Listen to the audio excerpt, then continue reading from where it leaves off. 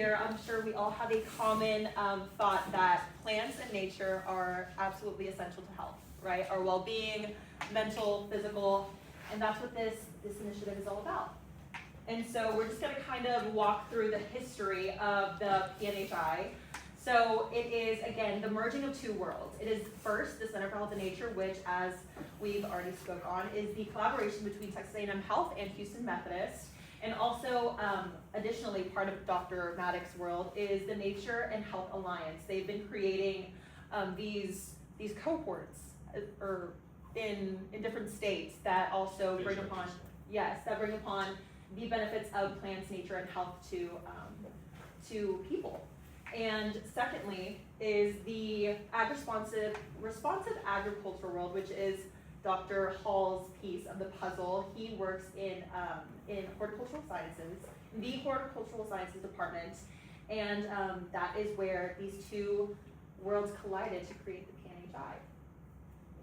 And so again, the nature continuum is kind of what we want to envision with PNHI. So we take the biophilic designs of built structures, which is indoor plants, biophilic elements such as having greenery, whether it's real, whether it's false, inside of buildings, making sure you have access to light in your offices. I know one thing about me is I cannot be in a closed concrete 4x4.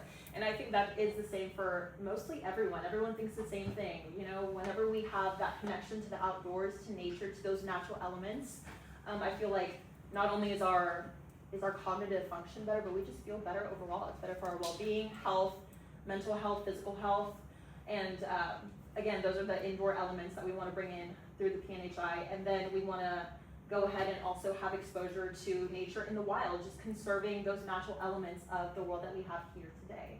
And so again, the nature continuum is going from indoor biophilic design all the way to exposure and outdoors. And so here are all of PNHI's internal partners. So there's 23 departments that we have here at A&M that do work within the Plants, Nature, and Health Initiative field. And they range anywhere from the Human Behavioral Lab that Dr. Margot Palmer runs all the way to Texas Master Gardener. And I did want to touch on very exciting news. We do have a new steering committee member that has been added. Dr. Xana Blackwell is our newest member of the PNHI steering committee. So thank you, Dr. Xana. We're all very happy that you're here. And yes, she will be touching on an exciting new certification that A&M is working towards called Nature RX. So I'll let you take care of that.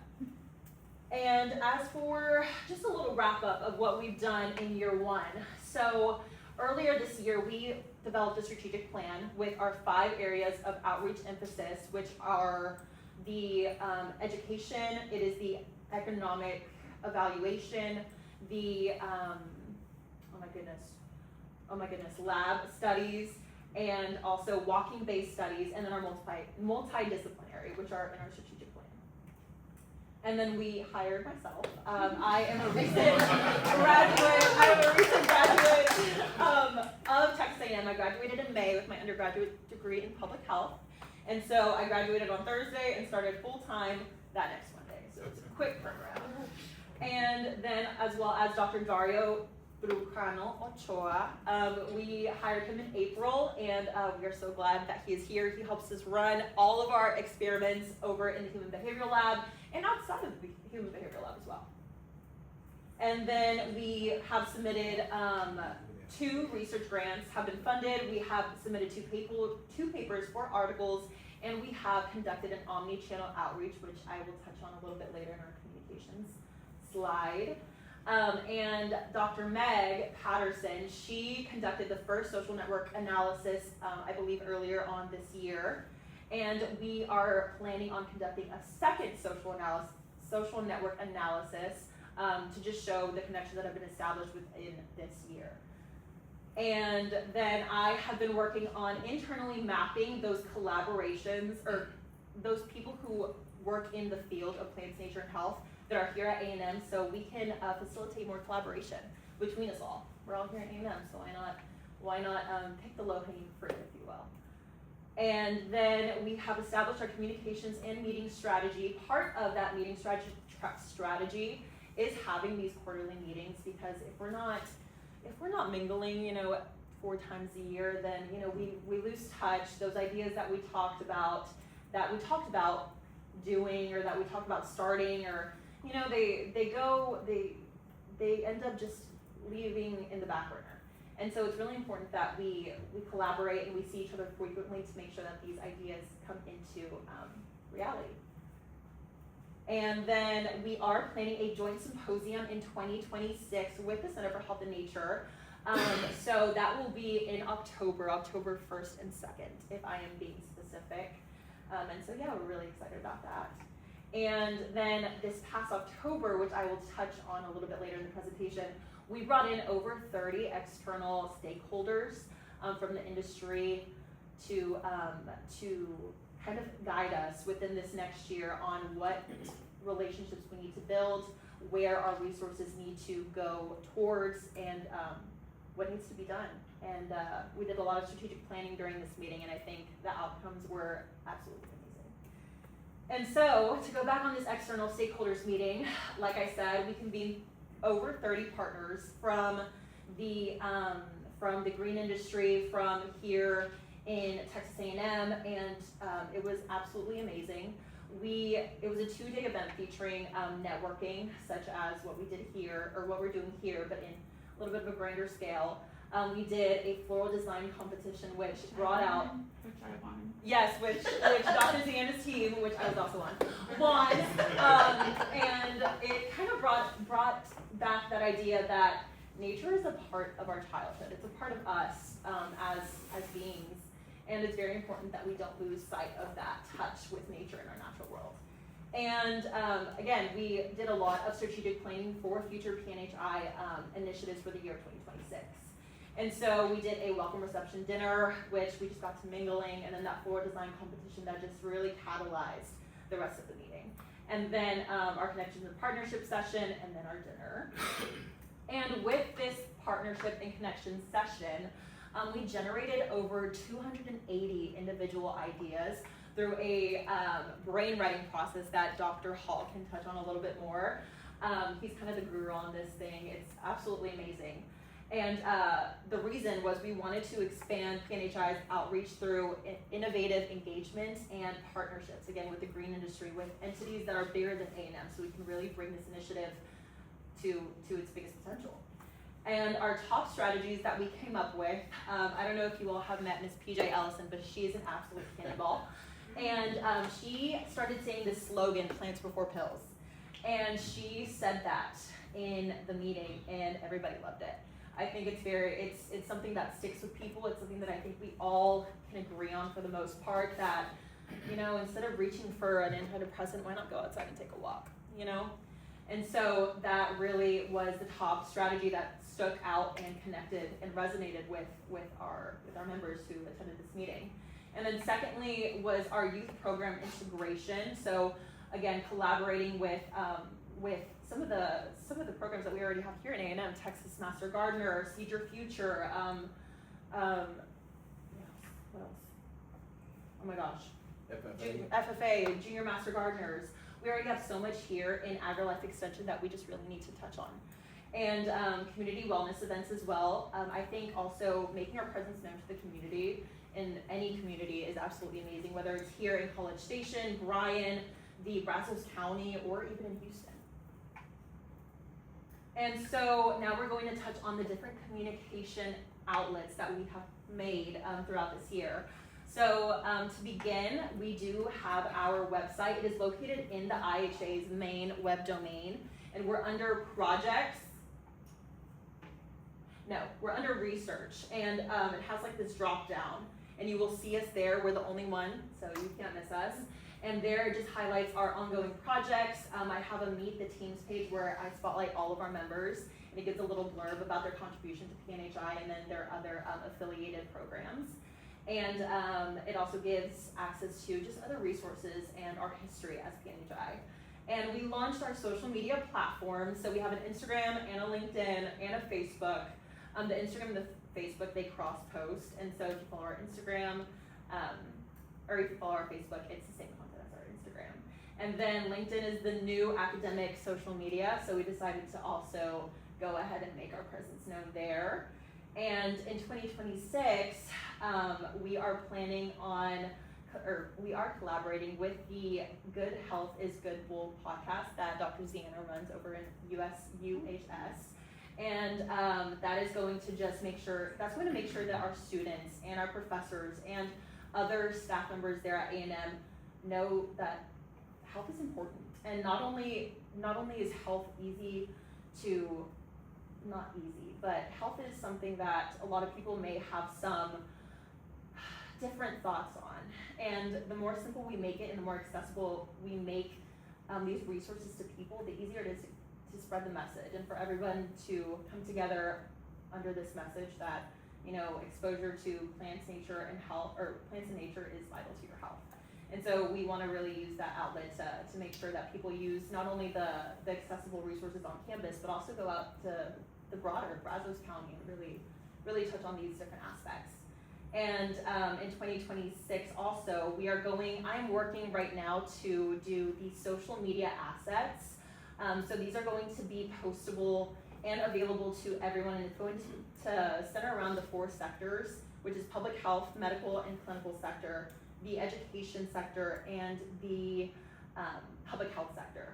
And all of these are going to be tailored to those specific sectors, and they're going to be sector specific. And so, for example, like the green industry, we want to really make sure that we highlight the return of investment, the ROI, in green spaces. In the clinical and medical, we want to highlight some of the studies that have gone on in Methodist that shows that nature is a contributor to better health and better patient outcomes.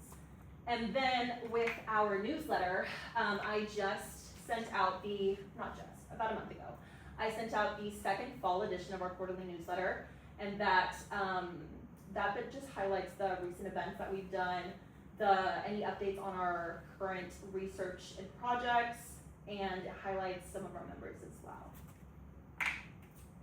And okay, so we talked about this back in our August quarterly meeting, and this is a Teams central hub.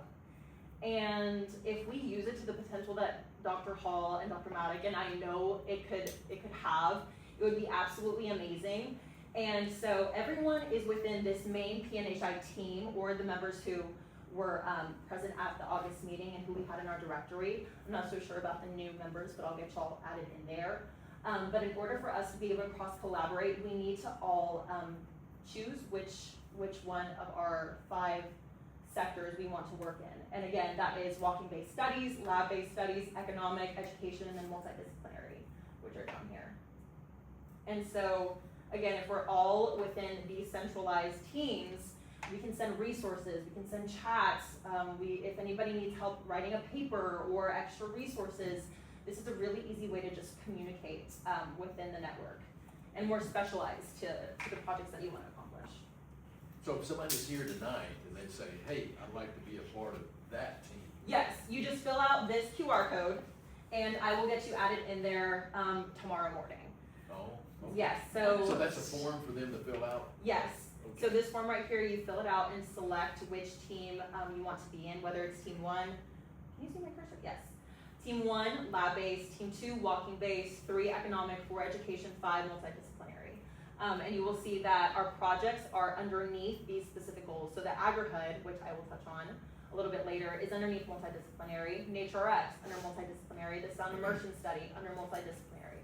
As you can see, we have a lot of cross-collaboration happening, which is why we have many studies under multidisciplinary, which is a great thing. We are an interdisciplinary initiative, and so our projects, they mirror that.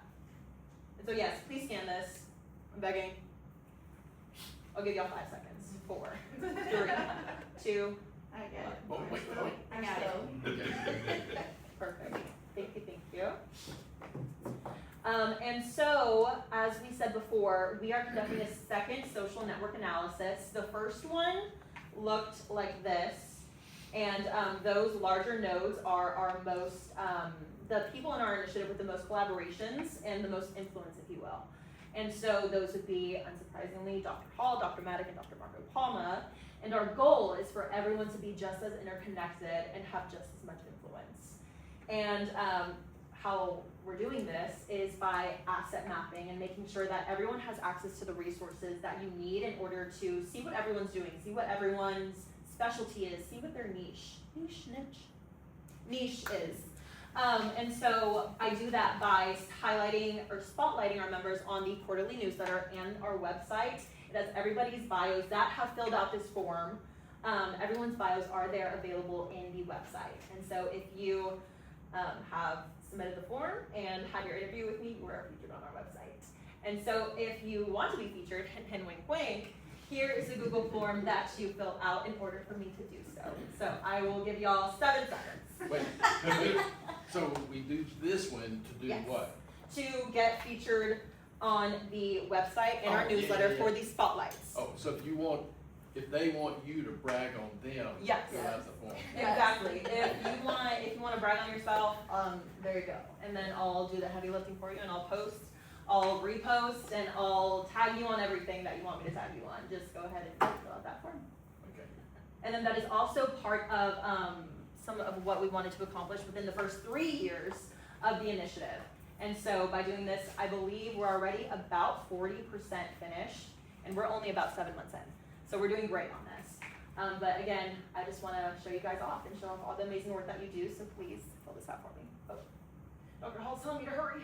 Okay, so the AgriHUD in Fort Bend County is one of our multidisciplinary projects that we have. It is a study based in Indigo, and this is a neighborhood that is surrounded by a agricultural farm. So it's amazing. It's gonna get kids and families exposed to nature. It's gonna help social connectedness. It's hopefully gonna show the health benefits that come with being or living in an area that has nature easily accessible. And current progress is the enrollment for that community is happening as we speak. And yes. Yeah, and there's Yeah. more info in last quarter's video. Yes, there's more information on that. We did a lightning talk with Dr. Jafari. She is the project specialist or project coordinator for the AgriHUD. And so she's an amazing resource, and all of those resources are on our website if you want to take a look at any of those. And secondly, we have a new study. It's called Sanctuary Space, which is wellness through sound and VR immersion. So this one's really cool. So if you guys have not met Dr. Lynn Barton, she is a Grammy-nominated, I believe it is marimba player, and she is amazing. If you look her up on Google, she pops up, and she's amazing. And her and Dr. Jay Maddock have been working to make this a reality. And what we envision is a place where nature and sound and music collide to see if having one or the other or both is most beneficial to students, to their mental wellness and mental health. Because our goal with this study is to maybe create these pods around and integrated in campus that allow students to just zone everything out and to just focus on their wellness, their relaxation, and they have complete, so in this study, they are going to go into the VR lab over in the SPHA, and they're going to be in this enclosed 360 curtain, and then there's going to be a 180 curve nature projection screen. And they get to play visual marimba, and we're going to see the effects on whether nature by itself or no, not nature by itself, but nature and the marimba have a better outcome than without nature and playing the marimba and then just the marimba, if I'm correct. And so, yeah, we'll be able to see if this study can get these pods integrated here at A&M's campus for our students and staff and student, and what's the other one? Staff, student, and faculty, thank you. And so, yes, this is open to everyone, and this study, I believe, it's ongoing right now. We are The enrollment? just about ready to launch. Yes. We'll be doing all of retesting on Monday. Okay, beautiful. And so by then, we'll be ready for registration at the very end of November, which is right on time. And then lastly, Walk Across Texas. So Dr. Mike Lopez actually has a video explaining all of this, so I'll let him, I'll leave that up to him. We might send the video out to everybody. Okay, we can do to that save too. time. Save some time. And then Dr. Ziana is going to touch on Nature RX. And another study that is going on right now is we are finally monetizing the green and blue spaces here at Texas A&M with Aggie Park, with the gardens, and Hensel Park. This is a project being done by Dr. Hall, Dr. Lishing Lee, Mr. Scott Schaefer up in the administrative office, and Bill, he's Russian, so this one's really hard. Yes. And so, and also Mr. Peltier. And our vision is to demonstrate the tangible benefits of green spaces, aka that dollar value. So hopefully we'll be able to get some funding to maybe even expand the gardens or Aggie Park, or even make a new Aggie Park. Do you have any questions?